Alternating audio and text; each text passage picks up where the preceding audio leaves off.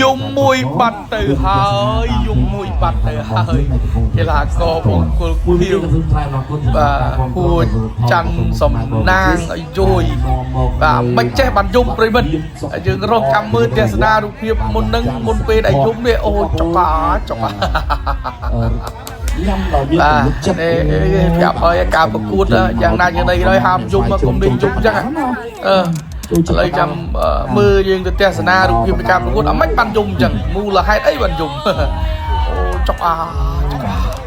អូចុកទៅម៉ែអើយទីនាទីកន្លងទៅអត់ក្រោយពីសំណាក់បោះជង្គង់មួយវិចិត្រជាងបាទចូលបោះជង្គង់មួយបាត់ទាញម្ដាយអីចូលលោកគ្រូអាយ៉ាកដានខាត់មិនចង់ចាប់ទាត់ក្រោមទាត់មកជើងចង់និស័យមួយទាត់ក្រោមមួយជង្គង់របស់ទៅជាជង្គង់ជង្គង់ជិនជាគុណសំណាង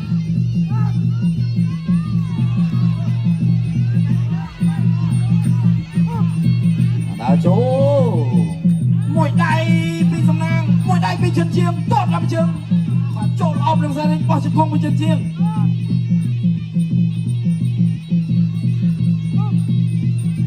ទាត់ក្រោមទាត់មួយពីជិនជាបាត់ដៃពីសំជិនជាឆ្វេងស្ដាំពីសំណាង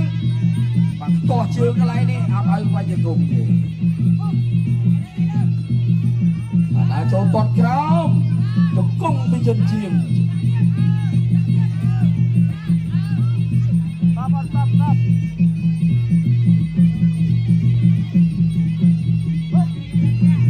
ទាត់មួយពីជើងមកដៃពីជើង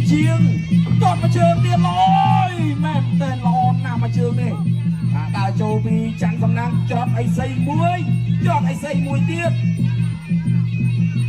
ដើរចូលមកវៃមកដៃជង្គង់កន្លែងនេះ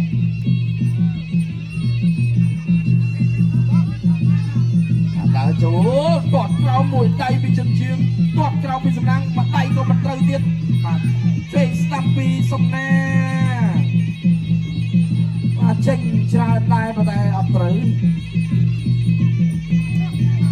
បន្តការប្រកួតមួយដៃពីជើងមួយដៃពីដៃរុញបន្ទុកនឹងឡើងជាអត់ទេអត់វាយជង្គង់បានទេលោកអាចារ្យជំនាញពេកអត់មានវាយទាត់ក្រោមមួយមកដៃពីជើងចូលកន្លែងនេះចាប់អោបជង្គង់កន្លែងនេះបោះកាជង្គង់មួយទៀតកុំអោបពេកកុំវិលខ្លួនកុំបែកខ្នងមួយដៃពីដៃពីជើងបាក់ឆ្វេងស្ដាំណែបោះជង្គង់មួយទៀតមួយដៃទៀតអូយល្អនៅល្អចិត្តជាងទាត់ក្រៅពីសំណាងបាទសងជ័យបោះជង្គង់មួយតែមួយទៀតជង្គង់មួយទៀតជង្គង់មួយទៀត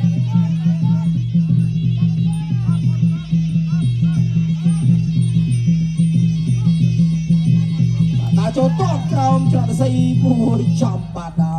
យអង្គសសំរួល2នាទី